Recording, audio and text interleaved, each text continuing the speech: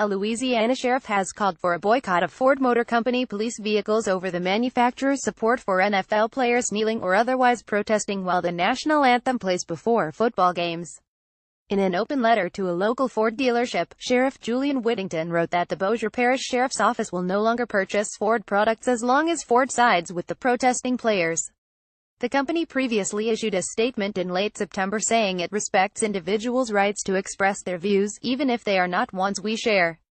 That's part of what makes America great. Sheriff Whittington acknowledges that Hicks and Ford of Alexandria wasn't involved in the corporate decision-making that led to the announcement, but he wants his actions to force a conversation up the chain of command and rattle the gates in Detroit.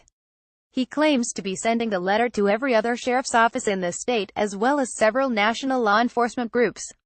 NFL players have the right to protest as they deem necessary, but we, the Bossier Sheriff's Office and the taxpayers of Bossier Parish, have a right to spend our money elsewhere, the letter reads. According to the Shreveport Times, the BPSO bought 29 vehicles from Hicks and Ford over the last 2 years for a total of nearly $750,000. Those purchases included 21 Ford Police Interceptors, 4 Ford Tauruses, a couple of Ford F-250s, a Ford F-150, and a Ford Explorer. Automotive News reports the office also uses Ford Transit vans as prisoner transports. There are a few Chevrolet Tahoe and Ram trucks running around, but the majority of its 300-vehicle fleet are Fords.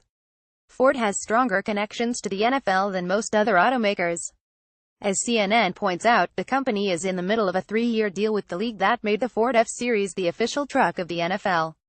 Members of the Ford family also own the Detroit Lions, who play in the city's Ford Field. The office posted an update to their Facebook page yesterday, saying that Sheriff Whittington had spoken to the owner of the dealership group, who claims he was unaware of Ford's statement on the issue and that such a stance concerns him as well.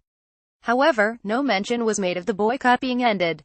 Calls to the sheriff's office, Hicks and Ford's corporate office seeking comment were not returned.